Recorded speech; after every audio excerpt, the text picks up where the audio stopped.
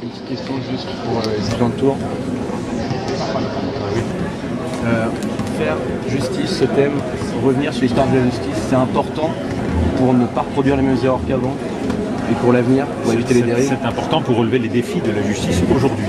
Est-ce que la France veut être fidèle à un modèle de tradition humaniste ou est-ce que nous cédons à une tentation politique de justice uniquement soucieuse d'efficacité, de transparence, de sécurité et qui s'éloignerait donc d'un certain nombre de ses exigences et de ses principes fondamentaux, cédant à la tentation de l'émotion, cédant à la rapidité. La justice a besoin de temps, elle a besoin de hauteur, elle a besoin de distance. Cela doit donc être une justice d'équilibre et c'est donc ce modèle-là humaniste que je veux défendre.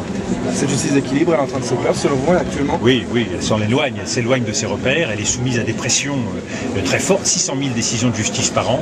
Je crois donc qu'il faut recentrer la justice sur sa responsabilité principale et faire en sorte que cette tentation de la judiciarisation de l'ensemble, de pans entiers de la société française, eh bien, soit arrêtée au bénéfice d'un retour à l'essentiel qui doit véritablement être la mission de la justice. Merci beaucoup, monsieur.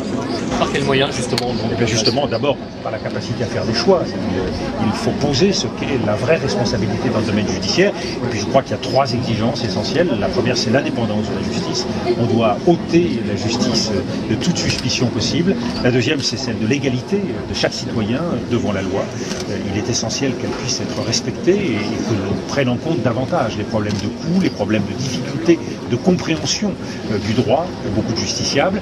Et puis également une exigence d'humanité. On le voit à travers le problème des gardes à vue, on le voit également à travers l'emprisonnement perçu en France strictement comme punitif et non pas comme un lieu de réinsertion et de réhabilitation.